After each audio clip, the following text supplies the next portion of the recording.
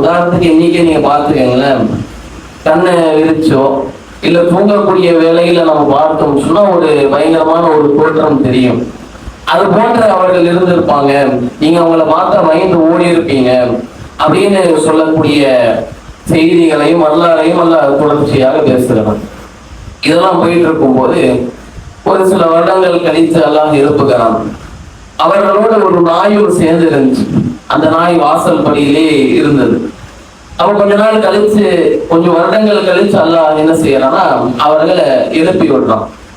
எழுப்பி விட்ட உடனே அவர்கள் தங்களுக்குள்ள பேசிக்கிறாங்க. என்ன பேசுறாங்கன்னா, நம்ம எவ்வளவு நேரம் தூங்கி இருப்போம் அப்படின்னு பேசும்போது அதுல ஒருத்தர் சொல்றாரு, அவன ஒரு நாள் தூங்கி இருப்போம், இல்ல ஒரு நாள்ல கொஞ்ச நேரம் தூங்கி இருப்போம். ஏன்னா அவங்க தஞ்சம் போடுவதற்காக தான் போனாங்க.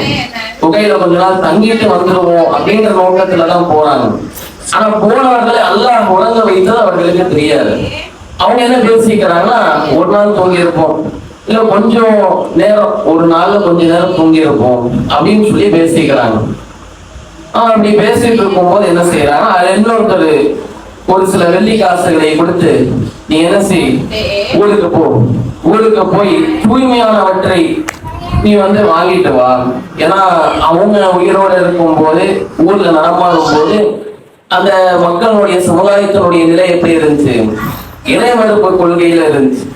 அப்படி இருக்கக்கூடிய வேலையில என்ன சொல்லி அனுப்புறாங்கன்னா, நீங்க போங்க, போயிட்டு எது தூய்மையான உணவு, அழகான உணவு எது அப்படின்றத பார்த்து நீங்க வாங்கிட்டு வாங்க அப்படின்னு சொல்லி அனுப்புறாங்க.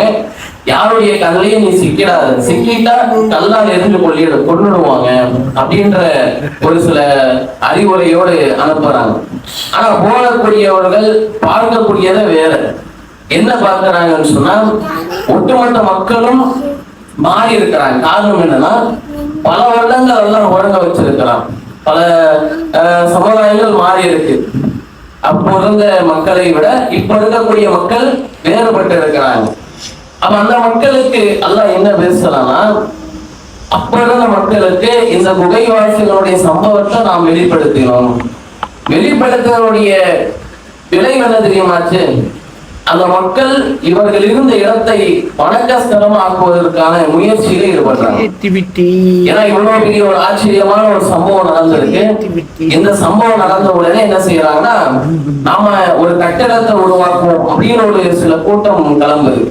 இன்னொரு கூட்டம் என்ன செய்யுதுன்னா, நாம அதை வணக்கஸ்தலமாக ஆக்கிடுவோமே, அதை ஒரு வணங்கக்கூடிய ஒரு இடமாக மாத்திடுவோமே அப்படின்னு சொல்லி அதை செய்வதற்கு